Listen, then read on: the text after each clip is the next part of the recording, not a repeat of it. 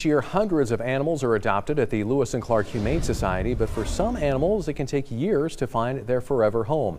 MTN's John Riley has more about the Humane Society's longest resident and the woman who uprooted her life to adopt him. Tony first came to the Humane Society almost 4 years ago, and during his time at the shelter, he's had 3 unsuccessful adoption attempts. Tony suffers from separation anxiety and becomes very stressed out when he's left alone for any amount of time. And each time he was brought back to the shelter, his anxiety got worse. He was very stressed out. He didn't understand being left behind again. No, and some dogs do great here. They come in and they're like, hey, friends, and they have the best time in play groups. Have a lot of support from our community and from our volunteers, and we just all try and do our best. But for some dogs, it's just really hard on them. Tony began to lose a lot of weight, and few people were showing interest in adopting him. Staff were beginning to become very concerned about Tony's future.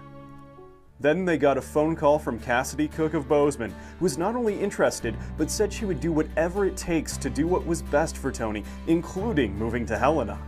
Oh, we couldn't believe that someone was so seriously interested, because she was living in a place where she couldn't have dogs, and she said, you know what, I'm just gonna move. Cook says she saw Tony's story on Facebook and instantly fell in love with him. Finally, I just had a moment where I was like, you know what? I know that I can take care of this dog, and I know that if I adopt this dog, I will not leave him. Cook would spend the next months working with Tony to slowly build trust with him.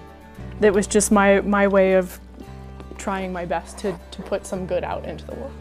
Tony is now living happily in his new home. Cook says they're still working on Tony's separation anxiety, but she couldn't imagine her life without him. Reporting in Helena, John Riley, MTN News.